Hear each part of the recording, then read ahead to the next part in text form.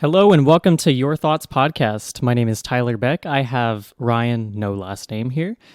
We're here to talk about predictions of 2021, I suppose. Well, so to keep in mind with this is that we are going to be talking about the political climate and really the world climate going forward into the election year In and conjunction beyond. with COVID and civil unrest that has been rising up. Correct. And today, the day of recording is October 4th, 2020. So chances are this episode won't be airing until later on. So we're going to be it talking might about, actually be after the election, potentially. So Election day is November 3rd, right? So it's a month away. yeah, I think November 3rd. I do have some content that I would like to put out before this, so it might actually be after the election. So instead of us just talking about what's happening right now and whatnot, we're going to be looking forward towards What potentially predictions. might happen. What potentially might happen, and maybe what if we we're right. see is happening Right. and what that could mean. So now, when we first discussed this topic, and we talking about it, this was before the president had tested positive for coronavirus. Right. So this is admittedly an unforeseen wrench in the mix that we did not see. Now, I Yeah, just within looked, like the past week. it just happened a few days ago. Yeah. I think it was on Friday. So we're going to talk about this craziness before any of that happened, and that is a crazy thing. Well, I think that's pretty contingent. So Yeah, it definitely plays into the theme of 2020. yes, we're going to be probably getting apocalyptic in our next episode here, which is fitting for 2022. I think we should start there because I think it is so contingent when it comes to predictions. Now, I did look up this morning right before we started recording. The president is feeling better. He is estimated to recover and be discharged by Monday, which is tomorrow. Do you believe that he would be? Do you think he'll relapse? Do you think he'll feel better? And if so, what are the consequences of both of those? I think it's hard to say just because I want to trust the medical advisors that would be appointed to the president of the United States. You would hope so. But I do not trust anything that this administration says. Yes. I don't trust the White House statements. I don't trust the doctors that would be appointed to do PR.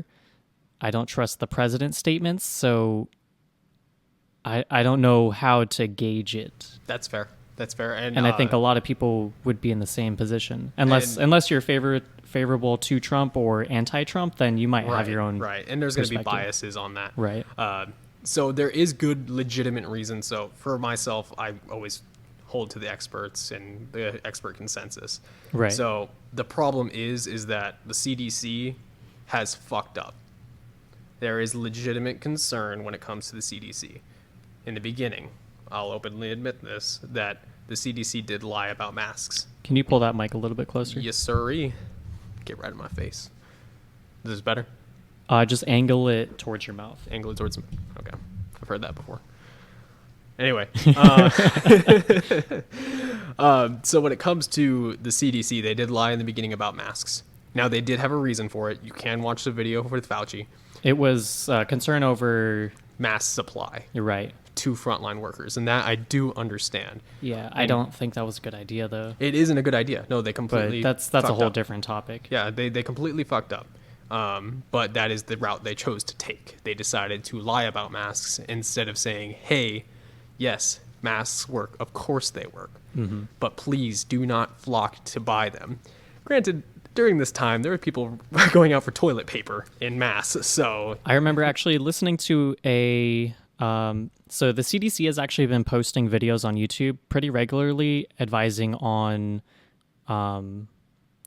the status of everything and like what to do, what not to do. So pretty early on when the pandemic started becoming very real, maybe like late March, I started listening to some of the CDC's videos, and one of the CDC people. I don't know who he was. I don't remember, but he was talking about going to the airport, watching people who had masks like touch their face and saying like that's why we shouldn't have masks because they're touching the railing, then touching their face.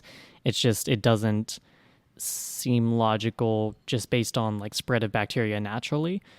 And that made sense at the time, but knowing what we know now, it definitely seems like a misstep. Yeah, and there's a few other things that they've misstepped on as well. So that is a fair assessment or fair problem to have with the CDC when it comes to the experts. I will freely admit that. That is on them. They fucked that up. So there is good reason to doubt also because they are pressured by this administration to put out information on the vaccine. They are pressured by the organization or by the administration to have positive views. I mean, and their mishandling of it. I mean, the information that they put out, if you don't have a scientific context, if you're not scientifically literate, it looks bad. So, for example, when they restructured the death toll, where I think it was like 97% of people died with comorbidities, and if you can we actually touch on the scientific literacy aspect of that just real quick, because I feel like this topic specifically is not discussed with the general population enough. Like, science is a procession of information that allows you to adjust your model, your interpretation of what is happening. So it is okay for institutions like the CDC, who bases everything on science, to adjust the model. Exactly. It's all based on information. If you are traveling to Georgia and you say that, okay, so our best route from here is to get to Georgia, from all of our information is we have to head north. Which the CDC is actually headquartered in, I think. Oh, look at that. It's a conspiracy. All leads back to Georgia. So even if you were to say like, hey, every single information that we know about maps is that we have to head north. And then you realize, you reassess the situation that, hey, we have new information that we actually have to head east to get to Georgia. It's now not. And the map's upside down. Yeah, and that's the reason why, is that the map was changed over. You have that information now. It is a process. It is not an answer. It's a process. Right. So it will change views based on new information. That's why science uses language like theory. That's why it has to be okay to be wrong too. Exactly. Yeah, you need a falsifiable claim in a scientific perspective. If it's unfalsifiable, it's not useful. But yeah, so going back to when it comes to the president getting this and then doubting the numbers and everything like that, there is legitimate concern when it comes to doubting some things. I will freely and openly admit that. But 200,000 people and counting are still dying. Right. And at this point, I believe that's still the most out of any country in the world. That's reporting, at least. Right, that's reporting. China probably had a lot higher. Yeah. Well, I don't know about a lot higher, but like China pretty early on stopped reporting. Yeah, and that's a whole nother can of worms as well. Mm-hmm. But we are not talking about can of worms and what ifs. We are talking about what is trackable. Kind of just prefacing the lead up to 2021 here. So COVID and Trump just getting COVID. Mm-hmm. Yeah, it's throwing a wrench into a lot of things. In an election year. In an election year. About a month away from the actual election. Yeah, about a month away, with civil unrest. With civil unrest. And the worst. Did we want to touch on a little bit of the civil unrest, how that... We could definitely get into that. How that started unfolding and how that plays into this as well? Correct, yeah, but let's button up probably when it comes to Trump and everything like that, so we can proceed into that. Okay. So I'm under the conviction that the president will recover. The death rate with COVID is very low. Well, it doesn't mean higher it's not. With people who are elderly, and Trump is. Yeah. What would we classify as elderly? Like older than 65 is typically 65 elderly. is usually the cutoff. He's like 74, I believe. 74. So he's getting up there as far as like where people start to have complications health-wise. And he is overweight. And he is overweight. Yes. So even then, I mean, it's the president of the United States. He's going to get the finest He health probably care. has pretty high stress in that position as well, Yeah. and that definitely could contribute. Yeah, so at the very least, I think he'll recover initially. There's a possibility he could relapse, but For the most part, I am under the conviction that he will recover, and that is going to probably boost his numbers. And as we were discussing prior to the podcast, Boris Johnson also had it. He's the UK Prime Minister. And he was only, I think he's in his late 50s. But he got put on a ventilator, I believe. He was in ICU. Yeah. Yeah. He almost died from it. So Trump isn't the first head of state to contract this virus, but Bolsonaro in Brazil also got it. Mm-hmm. Yeah. And they've The all three survived. horsemen of COVID. Yeah. Yeah, when it comes to numbers, yeah. Of all the politicians, those ones too. Like, And yeah, I think he'll recover, and I think he will see a boost in his numbers. It's already tough enough for an incumbent president to lose an election, right. as for all of our American history we've seen. It's only happened a couple times. Yeah, and not only that, but also a Republican president, where what I think is like 4 out of 5 times where they didn't get the popular vote, but they still got the electoral vote. And then to play into the civil unrest, a Republican president that is playing on law and order, which is a value that the right really leans on, but like with civil unrest unfolding in a very public way, it kind of drives people towards making things back to normal. And I mean, civil arrest is not a new thing. I mean, you can look back at like 1991 with the not the death of, but the beating of Rodney King, and the LA riots. I mean, this is not a new thing. No. But this has recently been reignited with the death of George Floyd. Of course, everyone should be privy to that knowledge, but this time I don't know how you could not hear about reignited again with I believe it was Jacob Blake. Was that his name? Jacob Blake. The individual that was shot 7 times in Kenosha. Oh yes, one of the victims in the Kenosha. No, not Kyle Rittenhouse is the murderer. That was later on. The individual that was shot by the police 7 times. Oh yes. Yeah, that just fire on top of fire. Right. And I mean, we've talked about before. I mean, back in like 2017, 2018, how heated things were getting in Portland, Oregon, with civil unrest, with Antifa back then as well. So this is by no means new, but it's really, really ramped up since the death of George Floyd. And we are seeing, civil unrest unlike which we haven't seen since probably the 60s. I think that would be a fair assessment. Just having conversations with my stepmom about the whole political climate and dynamic and everything. Just a little bit of background on her. She is right-leaning, religious, and is favorable to Trump. Okay. But she also grew up in the 70s, so free love. She actually is like a right-leaning hippie, but that's neither here nor there. That's an interesting cross-section. It is very interesting. But just like having political discussions with her about her perspective on everything with her historical perspective, her view is that right now feels like it did back then. Yeah, and I think that it is a fair comparison. I mean, granted, we have the internet and we have video of these things. So these things have happened since the inception of our country, but now we have video of it happening. We've never had that before. And as good of a thing as the video element is, it also is complicating things dramatically. It does. I mean, you have the tribalism as well. I mean, you can show 2 people on different sides of the spectrum the same video, especially with Kyle Rittenhouse, and you'll get one side that's like, oh, obviously that happened, and the other side saying, no, that didn't happen at all. Not only that, just the capability of any random individual to splice these videos to make their narrative seem more plausible. Yeah, that is a huge issue as well. Say somebody takes this podcast episode, cuts a section to make it seem like I'm saying some shit that I didn't say, just taken out of context. People do that stuff. Oh, now someone's going to do it. Good job, Tyler. Yeah, people will probably do it eventually anyway. But just like understanding that does happen. So you have to take this evidence with a grain of salt because you don't know where it came from. You don't know how much of the video was cut out. You don't know the agenda of the individual putting it out.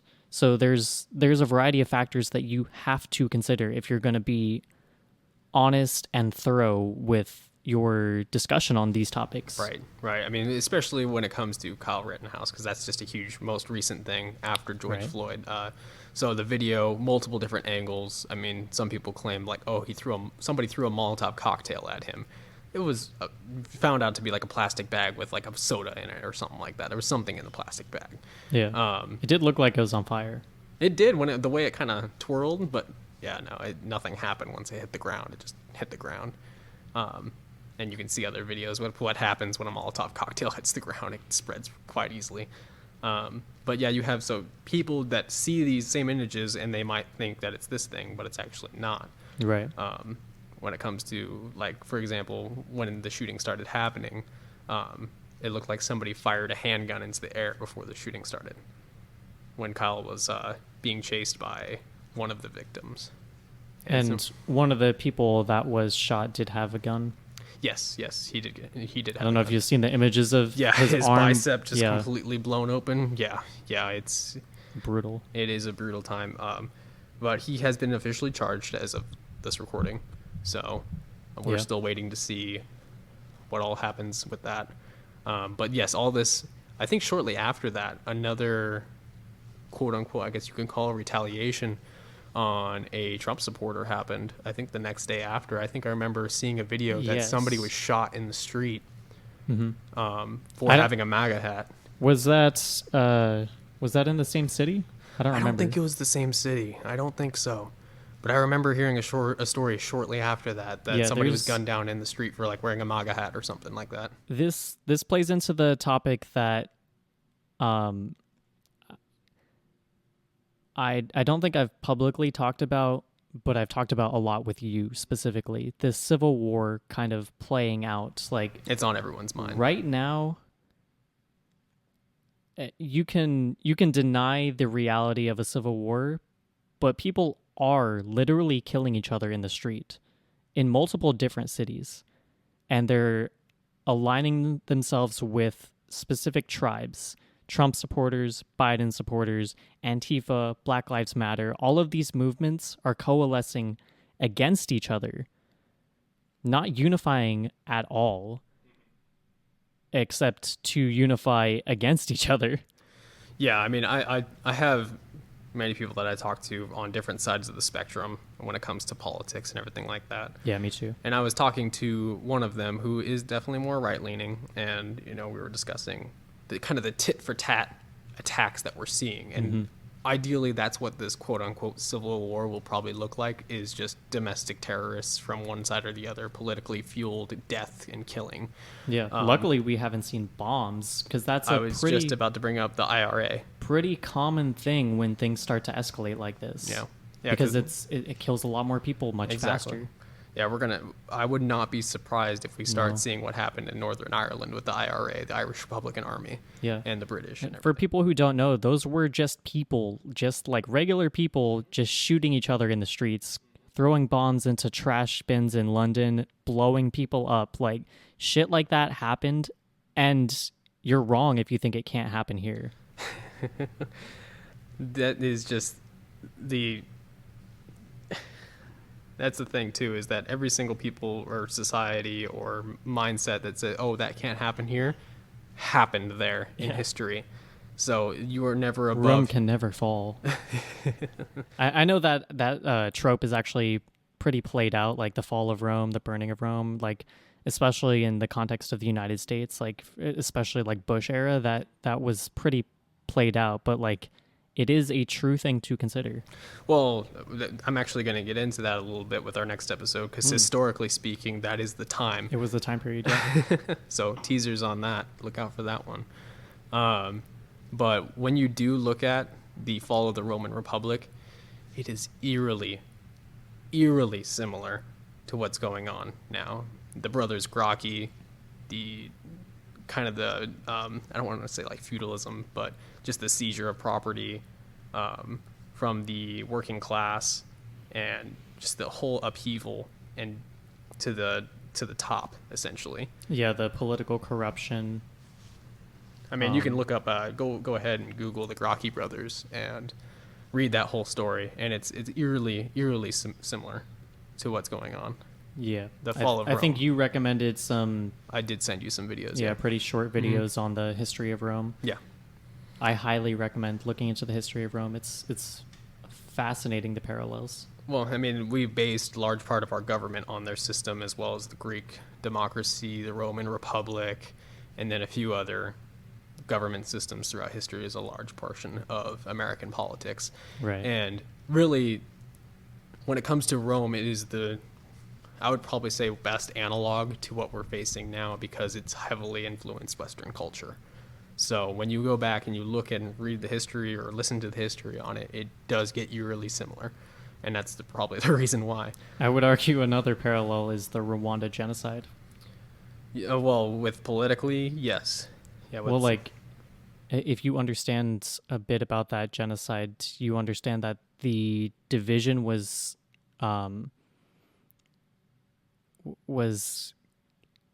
of not real. Like, it was based on things that just really weren't true, and then further divided by politics. Yeah, political exploitation. So when it comes into going into 2021, I'm probably convinced, especially if Trump loses the election, that is a huge, like, what if scenario.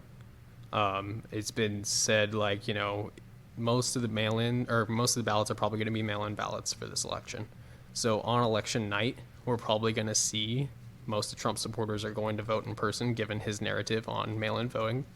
So we're probably going to see a gigantic leap for Trump in the election on election night. Then once the mail-in ballots are voted in and counted, Biden may surpass that, but it's going to be days later.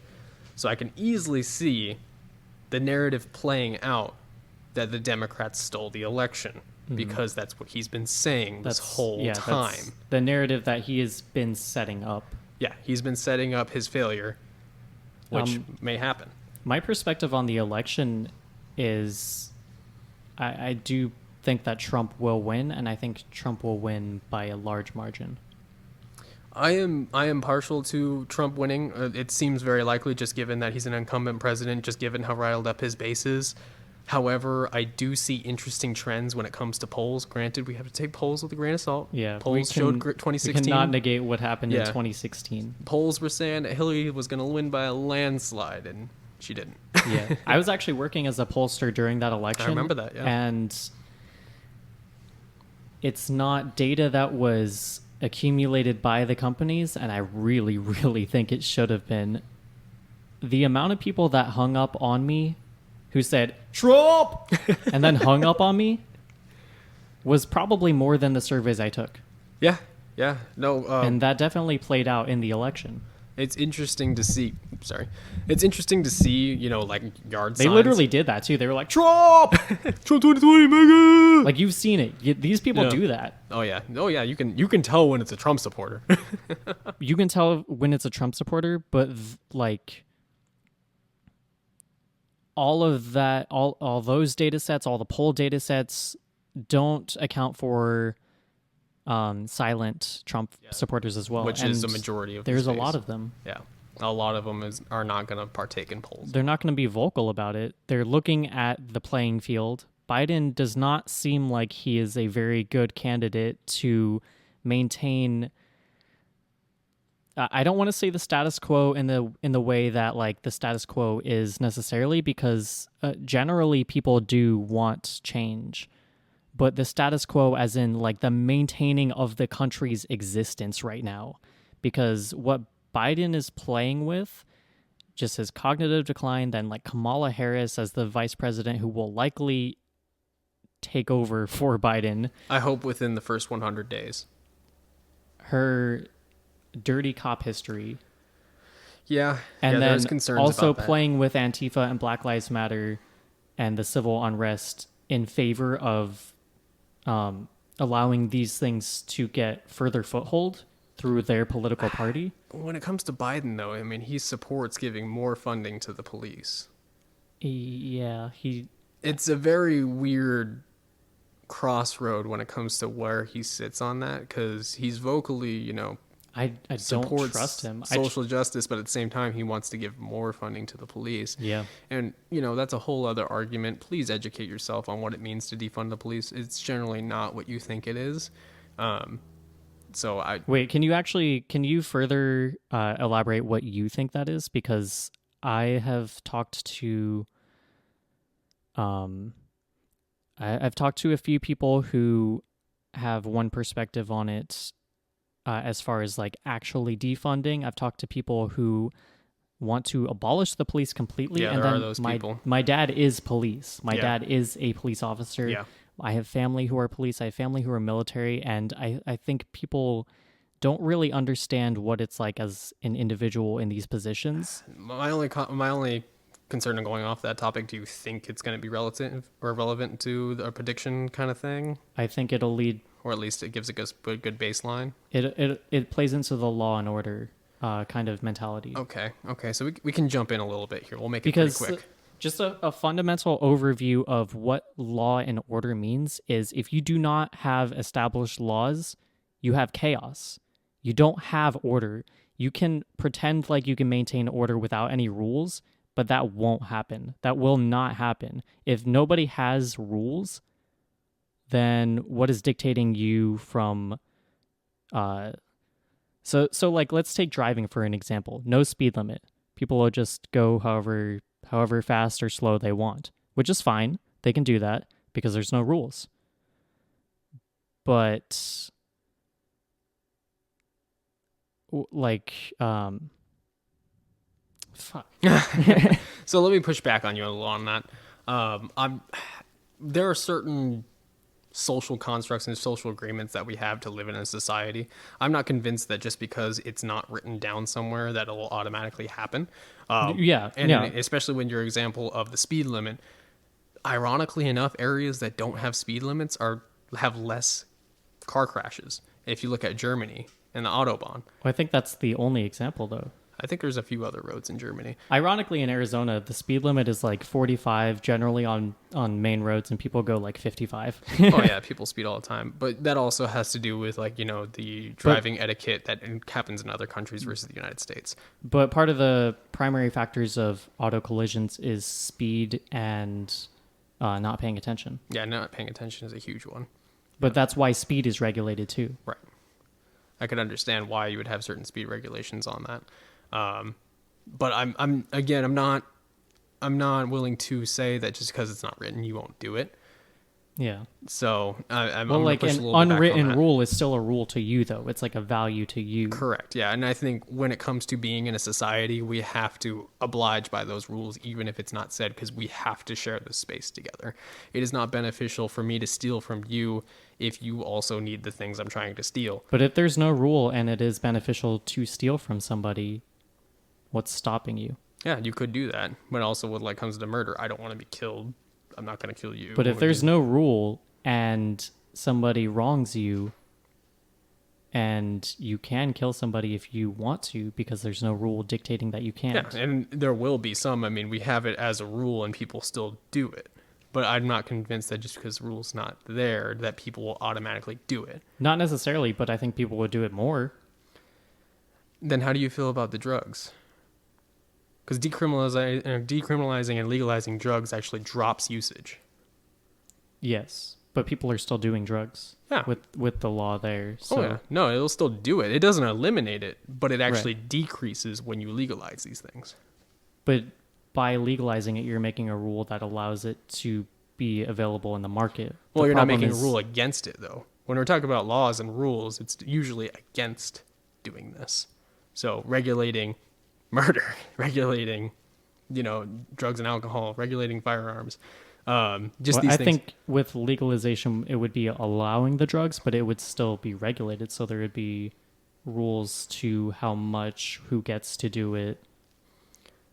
We can talk about that another time then, because I think we're getting off topic. Yeah. Well, the point is, I think that Trump using the law and order, the rhetoric, is catering to people who are very concerned with the direction of the country moving forward. And I think Biden's camp is playing to the other side, and it's furthering this tribalism.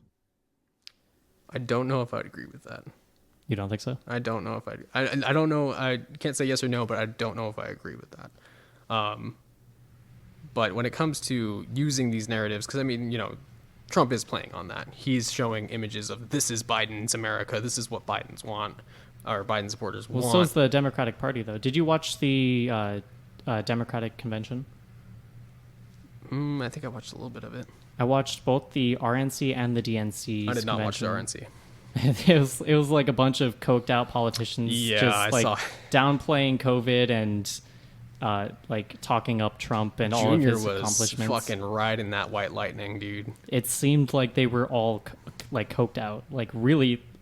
Yeah, that one lady. I've seen people on coke. Screaming. It seemed like they were coked out. Yeah, that lady that was just screaming into the nothing because there's no one there. We're in the middle of a pandemic, so she's just screaming. They just have their podiums and probably like the camera dudes and nobody else around, and just like a bunch of flags. Yeah, but the DNC's convention was kind of just like a very, in the context of understanding what was happening outside of that, very dystopian. Like, fuck, what was that video game where like they were drugging everybody to make it seem like everything was okay? We Happy Few? Yes, it was like that. Yeah. Like everything is going to be great with Biden. Everything is already great. We're all unified, but like that's not what's happening, and we're not going to talk about that. Yeah. I could see where you're going with that, yeah. But pushing forward with these narratives though, and trying to gather support. For myself, I think it's important to kind of give a base ground where we're at. I was a Bernie supporter. I did vote for Bernie. I was as well. Yeah, in the primary.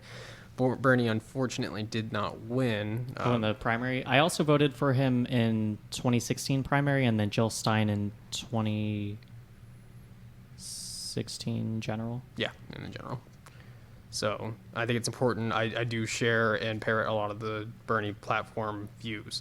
So I think that's important to say. I was very, very much against Biden after the primary. I have since had some arguments. I've since had especially discussion. When you consider the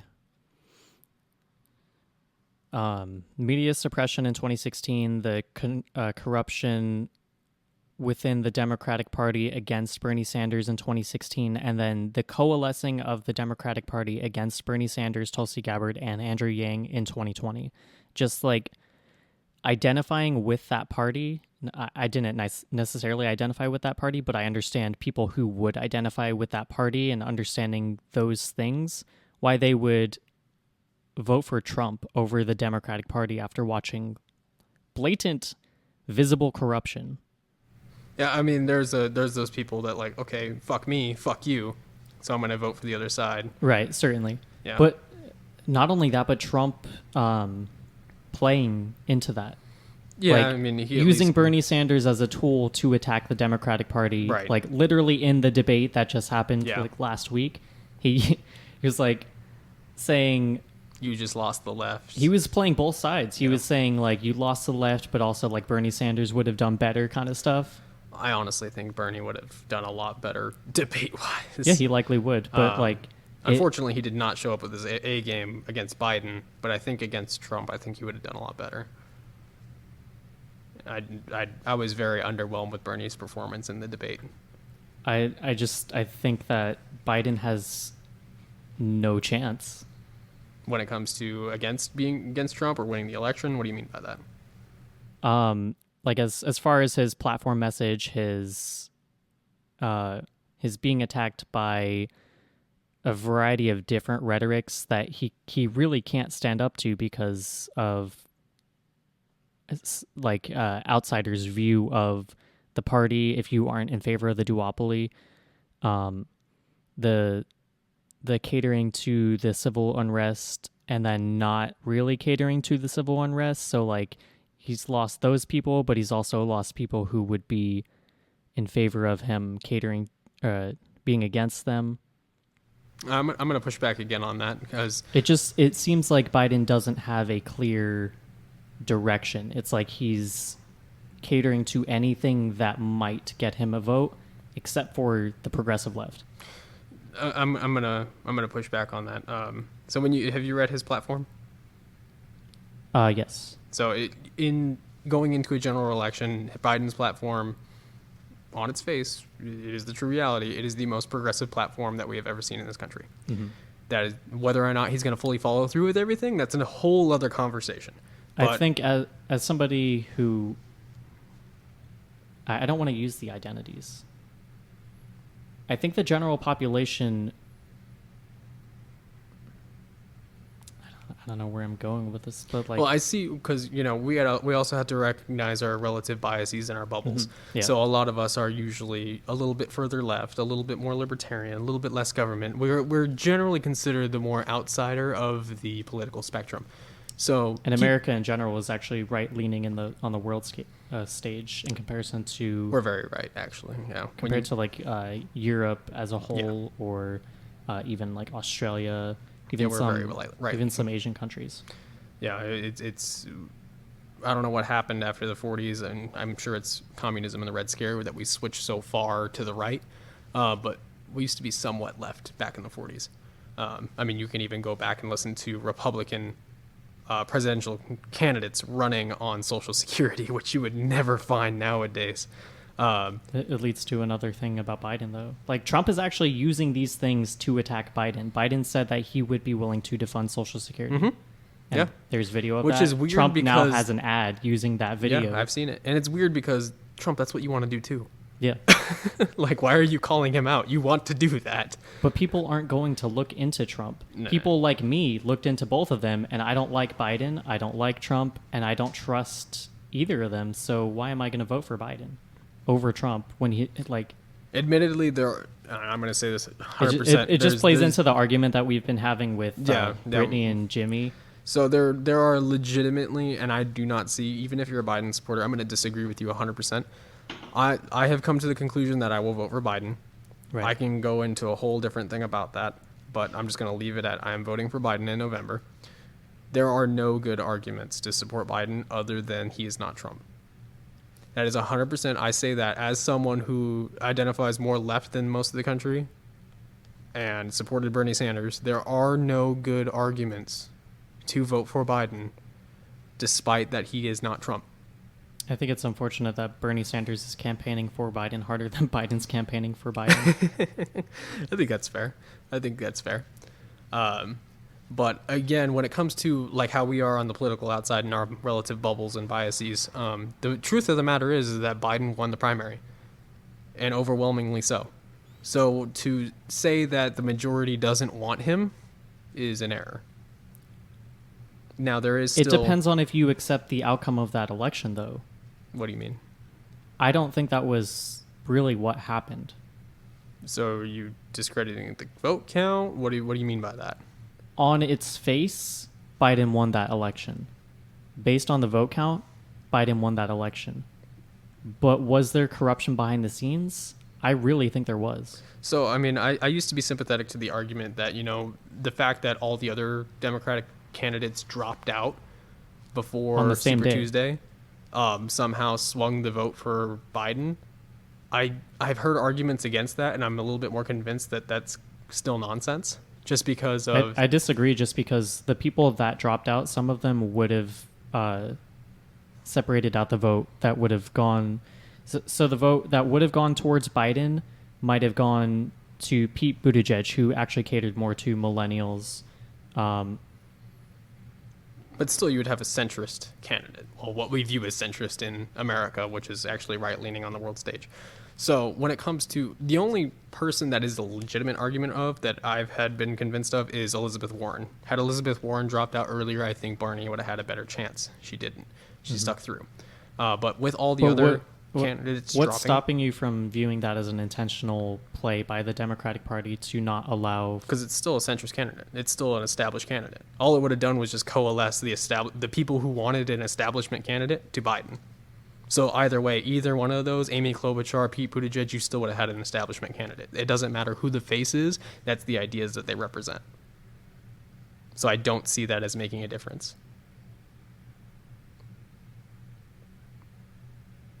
Elizabeth Warren had the I left think we're vote. going to have to disagree here. Okay, we can talk about that later.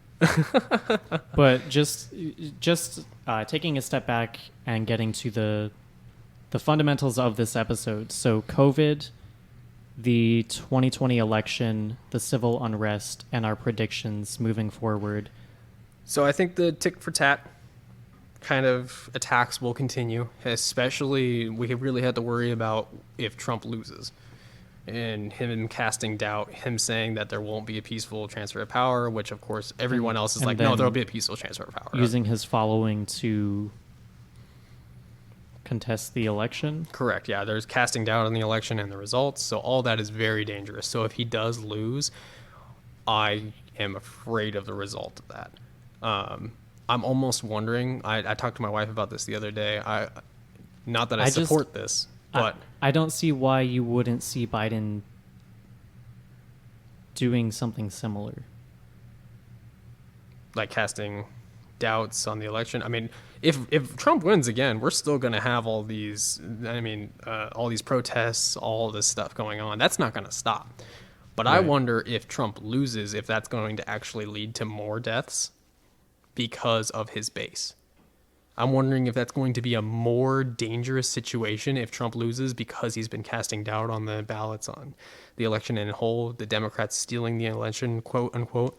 I told my wife the other day, I'm like, I'm almost wondering if it'd be more dangerous for the American people if Trump loses, just given his narrative and his base. I know a lot of right-wingers that are very vocal about wanting to shoot Antifa members. And that's a disturbing reality. I don't think you're seeing the other side, though. I think there are plenty of Antifa that would be willing to shoot Trump supporters. Yeah, we had one right after Kenosha. That's what we talked about. And that's going to continue. But I'm wondering, like I said, if it would be more dangerous. My largest concern is that Biden's camp is playing towards allowing these people to get further political foothold. I don't see that. In Portland? I don't think I wouldn't agree that those people are Biden supporters. I think they're Democrats. I would say they're left-leaning. Or at least favorable towards the Democratic Party in some way. I don't see that. The mayor of Portland is a Democrat. Yeah. And the mayor of Seattle, I believe, was also a Democrat. Yeah, usually with the Northwest and coastal city states, yeah, they tend to be Democrat. Specifically cities in general are typically left-leaning. But I don't see, like, if you asked an Antifa member who they support, I would more see them being like, fuck both the candidates. Well, the problem is that Antifa is a decentralized movement, a collective organization. It's not even like an official organization. No, I'm just saying, if you ask someone in that crowd who is out there protesting, I don't think they're going to be like, yes, I support Biden. No, I don't think. So when you say that these Black Lives Matter, these other people, yes, I'm sure some of them are, but when you hear about the more like crazy violent, the ones that Trump is focusing on to push his narrative, I do not believe that they are Biden supporters. Well, I think it's less common than social media and the legacy media companies would portray it to be, but that doesn't mean it's not happening too. It's just like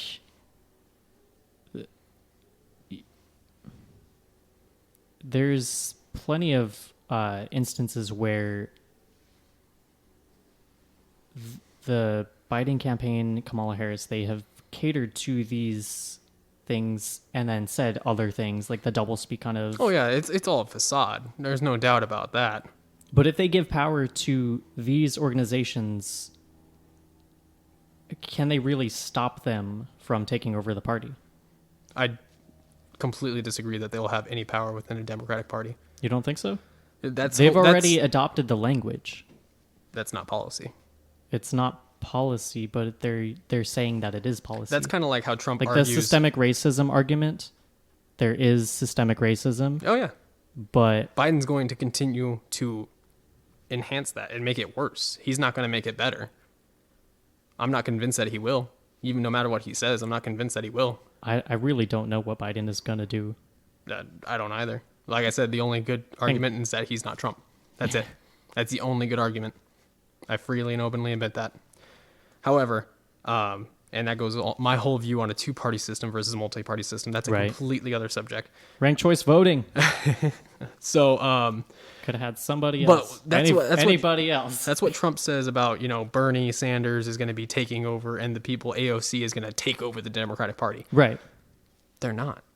They lost. But Trump did. Trump took over the Republican Party. Yeah. Because they can bow the knee. One thing the Republicans are really good at is coalescing. Yes. They're really good at that. Mm-hmm. Whoever their leader is, they can say tons of shit about them into the election, but as soon as they're elected president, everyone snaps in line. 100% support. And that's what we saw after 2016. You can see Chris Christie, for example, like talking shit about Trump all day. Marco Rubio talking shit about Trump all day. As soon as he's elected, boom. Yeah. Now they're supporters. Jeb Bush. That's over. They no longer discuss it. Trump is God. That's how they see him. So that's one thing they're really good at. The left, I don't see that happening.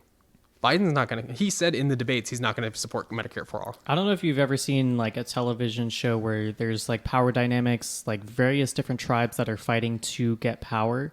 Mm-hmm.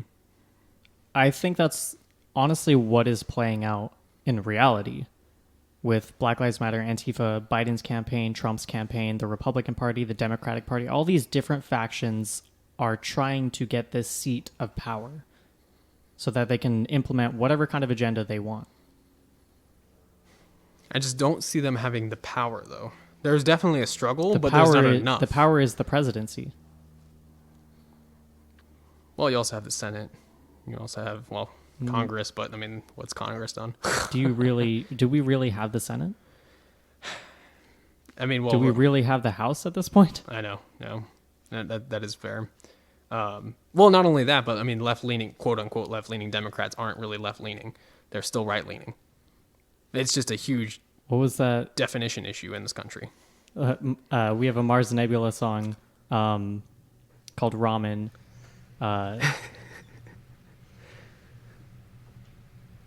With the global pandemic, we're sitting here eating ramen. Corporations still lobbying. Fuck, I don't remember it. It'll be out there. It'll be out there. Look it up.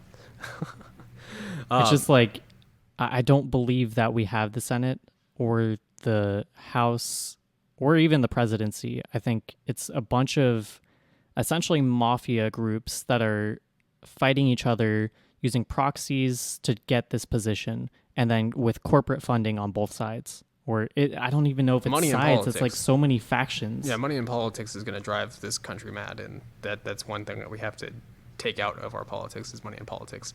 Because for as long as the military-industrial complex can reign in terror, every single candidate, every single person in government is going to support the military-industrial complex. That's just not a secret. Even left-leaning, quote-unquote, Democrats will still vote for it. And they would be in favor of a war because it's profitable, even if it's on home turf. Because these are now global corporations, they can go anywhere. Yeah, but that's a scary thought, right? The world is scary enough as it is in 2020, and it's hopefully not going to get worse, but it probably will. That's why we're doing this. So yes, again, going back in here, I think it's more likely Trump will win. If he does win, we're going to see the same shit going on. We're going to still see the protests. Mm-hmm. I'm not convinced he's going to serve full term. He's simply too old. He's overweight. I don't think he's going to serve full term. If he doesn't die from COVID before that. Which is possible. And probable, least, but unlikely. I don't see him making it past to the midterms if he does get reelected. That's my prediction, is that he wouldn't go past the midterms. So if he did, he would be 76? Yeah, it's 2 years. Well, no, it'd be 77, I think, because he still has into 2021, and then it starts. So I think it'd be more 76 or 77. But even then, I'm not convinced that he'll serve full term, even if he gets reelected, and then it will go to Pence, which creates a whole nother can of worms because now Pence can serve that, and then still 2 more. Oh, we didn't even touch on the death of Ruth Bader Ginsburg. There's so much to talk about. I know. Yes, that is a huge driving factor. That was the whole point that the Democratic Party was using to try to get people to vote for the Democratic Party as well, and that kind of I used to hold that argument as well, and It's- I no longer support that argument just because given Biden's previous record, again, there's no good reason to vote for Biden, guys, but unless he's just not Trump, Biden is responsible for Justice. What's his name? is it Kavanaugh? No, not Kavanaugh. Uh, God, it's not Scalia. is why? it? No, Scalia's dead. Justice Robert. No, Fuck, I don't remember. We can he, actually. he is the fact man of color that's on the Supreme Court. He had a rape allegation against him before he got put in, and that's why it tied in well with Kavanaugh. But Biden grilled the victim, essentially, of the sexual assault, and he is in part responsible for that. Clarence Thomas? Clarence Thomas, there it is. I don't know why I couldn't remember that. I say it all the time. Well, there's 9 of them, so it's not unreasonable. Yeah, so Clarence Thomas is that appointment is Biden's fault. So I'm not convinced that he would have picked a great candidate. What is the concern with him? Clarence Thomas? Yes. So Clarence Thomas isn't very left, if you will. Also, he is a accused. I'm pretty sure accused rapist, and Biden was very essential into him getting a confirmation to the Supreme Court. So I'm not convinced that he would have picked a great Supreme Court justice. So when it comes to supporting the left and everything like that, I mean, Biden even openly said he would elect right-leaning people into his cabinet. I'm not convinced he's going to give any power to the left. Kasich spoke at the Democratic convention. John Kasich, he was a Republican presidential candidate in the 2016 election. Correct. Yeah, and Interesting fact. And I mean, people on the right consider him a Democrat, and if you look at his stuff, he's still not left-leaning, guys. We have a definitional error when it comes to right and left in this country. And then continuing on, COVID is not going to go away. Despite what the president says, it's not going to go away like a miracle. That's not going to happen. There are progress and trials being done with the vaccine, but I'm not convinced that it'll go away until 2022. What do you think the likelihood of a legitimate herd immunity is? Low. Low? Very low. From what I've seen, I'm in a lot of science circles and everything like that. A lot of scientists are saying herd immunity is not going to be achievable. Really? Yeah, that's a scary thought.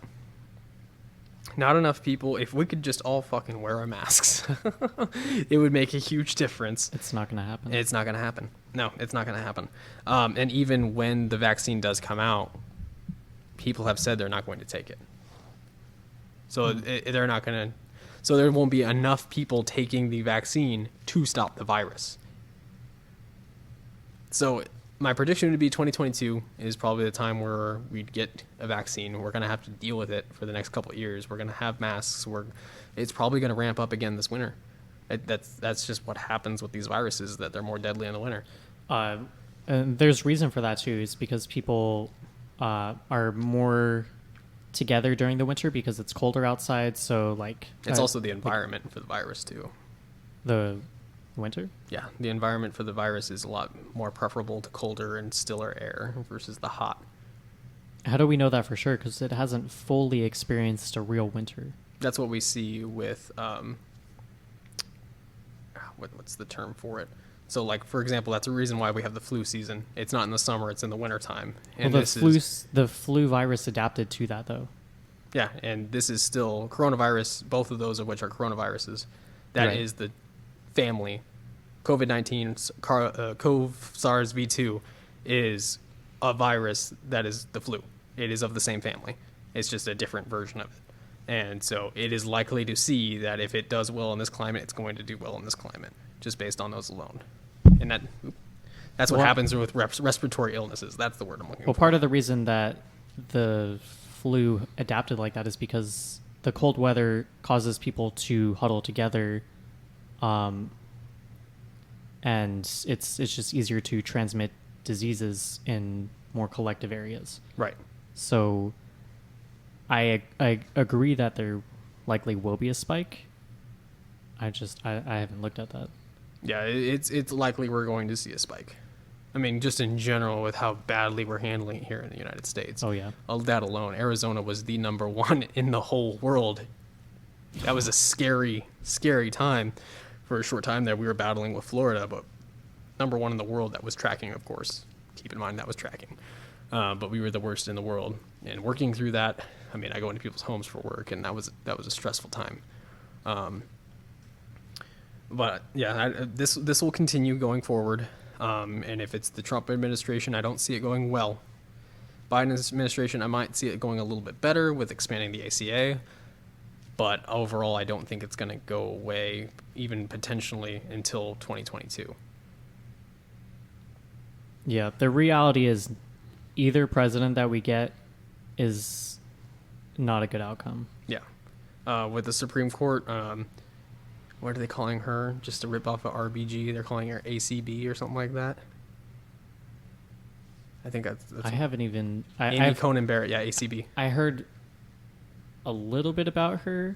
Apparently she's like a Christian evangelical or something. So she is lines. a sect of the Catholic community that the Catholic community doesn't recognize because they're too radical. Yeah. Like snake talking kind of people? No, that's more Baptist. Whole different thing. Those are, gosh, I can't even, not Episcopalians. They are a sect of Baptists, though. I can't remember. But no, that's essentially how, a Christian, like an average run-of-the-mill Christian would talk about the snake handlers, is probably like, yeah, they're a little crazy. But so she's in support of a lot of, we may see the end of abortion rights here in America. And that is the huge concern. That was the concern before, but with that specific candidate. Yeah. These being lifetime appointments, whether or not Biden will pack the court with more justices, which is the smarter thing to do, but now we set precedent for that. The reason why Biden didn't openly admit to doing so in the debate is because if he were to agree that, yeah, of course I'm going to pack the courts, Trump's just going to do that now then. There's no incentive for him not to do it. So if Which is kind of funny because they said they wouldn't do that. I think in 2017, 2018, they said they wouldn't, but then there's also Obama saying that he would, if he had the opportunity to elect another. Right. I'm not aware of that. I haven't looked too much into what Obama said about packing the court. Well, not packing the court, just like if it was an election year, holding off. Oh, yeah, that's a whole other, yeah. No, everyone, I mean, as much of a piece of shit Lindsey Graham is, he said you'd do it too. He's right. Yeah. He's right, because he said back in... Because it's a team sport. Yeah. He said trying that, to win. Hey, if this is an election year and we need to fill the seat, and if you say that we need to wait till the next election, you would be right. And then when he, people quote him on that, he said, yeah, but you'd do it too. And he's right. Yeah, no, we'd fucking do it. Because fuck me, fuck you. Yep. And it kind of gets into the idea of principles versus getting shit done. Like, do we value this country? Are we going to live together in this country and then as a world people, or are we going to devalue each other so much that we become these little factions that start picking each other off? Because that's what's happening. It's what's happening and what's likely going to continue to happen. There's not an easy answer for the system, and all the historical evidence that we have is fall. Fall of Rome, fall of Troy. Well, Troy was a whole other thing, but that's what came to mind. It's a band. Oh, okay. But that is the most likely scenario, and if you think that this wouldn't happen to us, you're wrong. You're absolutely 100% wrong. The Romans said it too. My concern is, I was talking to Brittany about this the other day. She interviewed me on multi-party systems versus two-party systems. I'd like to have her on. Yeah, it'd be great to have her on as well. But I was letting her know that I am against the notion of revolution. I favor strong reforms. Well, it depends. Like the way that Bernie Sanders was portraying revolution, where we have a dialogue, a coalition of unifying groups in order to maintain peace and change legislation. That revolution, I wholeheartedly support. Yeah, and that's what I would define as major reforms. The Right. revolution I'm talking about is a violent seize of power. No. I get that. Because there are people that advocate that. I know several people on the left, especially the socialist communist community, Yeah. who advocate for the violent The upheaval of various power. manifestations of anarchist groups too. Yeah, those as well. So it's not just them; it's multiple groups. However, Whatever they want to call I strongly themselves. disagree with that, and I let Brittany know is that we have never seen a powerful country this powerful in the entire history of the world. The United States is the most powerful living, dead or current, civilization of world history. I think a revolution would not just be in this country if it happened. Well, the problem is I'm just even keeping it America-centric. If you see infighting and the collapse of society here in the most powerful nation in the world of human history, what does that do to the other world powers around us? Exactly. You Well, don't power think- vacuum. Yeah, you don't think that they're going to have interest in that? When Rome fell and the Gauls and the Right. Germans That's came exactly what I'm talking about. Yeah. I don't think a revolution in this country would be isolated to this country. No, I think it would expand into a legitimate world war. in. Yeah, that could very likely be. And on that note, I'd like to play that song. All right, go for it. We're about an hour and 1 minute, so I think that'll be a good That'll be a point closing to, point? Yeah. Okay, so we could always do more about this because there's still so much to talk about. Yeah. Awesome. We'll get into the next stage in the next episode. All right, I'm going to play a song for you guys. It's entirely about the conversation we just had. I wrote it a couple years ago. Let me get my guitar pick.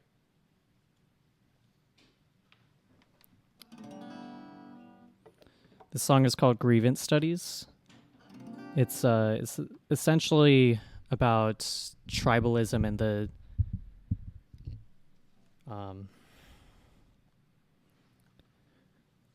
division of society into a war and genocide. I know that's heavy, but I feel like we should talk about that.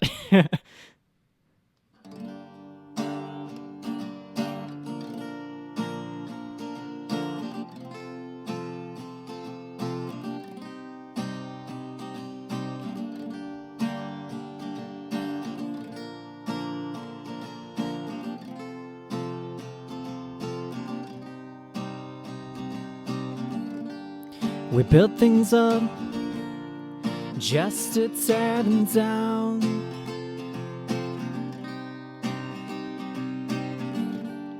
If I've got different views, you're gonna chase me out of town. What is it that you value if nothing matters now? If I'm not even human to you, what will you do now? It's not the same as yesterday. If we can't talk in conversation, if we don't see eye to eye, that doesn't mean you have to die. It's like we've lost all of our humanity.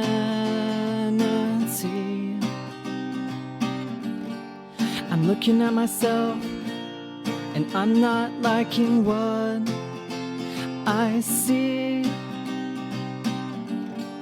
How can we live if all we do is lie, steal and cheat. This isn't what human life is supposed to be. If I saw you on a different day, would you still think all I do is hate?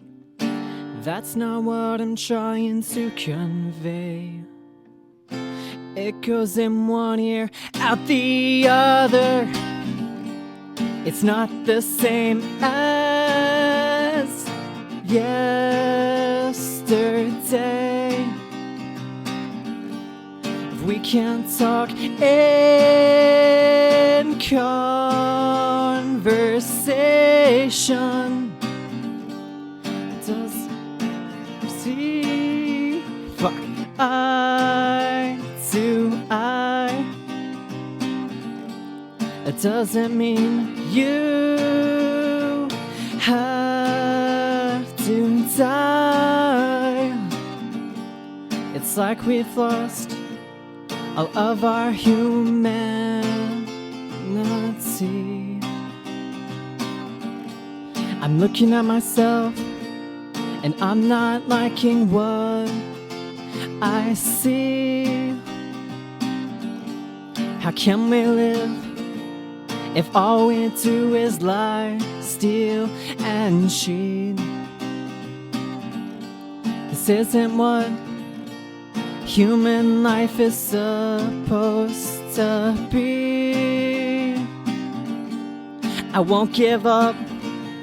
It's not enough to watch all of my people fight until they die. We have to stop before we drop the biggest bombs that anybody has ever seen.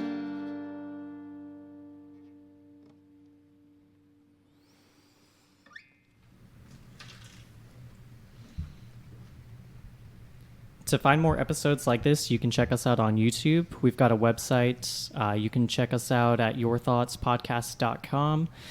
We're on Spotify, Apple Podcasts, Google Play, Amazon. Yeah, check us out. Do you have anything to plug? I don't. No? I am hey, if you're in Arizona and you're an atheist, come join our atheist group page, Arizona Atheists. It's a private group. Please answer all the questions to get in. Mm-hmm. I am one of the moderators on there, and we'd love to have more people in that group. They have very interesting conversations and a lot of very funny memes. Yeah, exactly. So if you are an atheist in Arizona, please do answer all the questions. We do vet all the people that go in, but you can go ahead and join us. All right. There's still so much to talk about, but we'll dive into that in another episode. Yeah. We'll do like 5 more episodes on this. All right. That concludes Your Thoughts Podcast.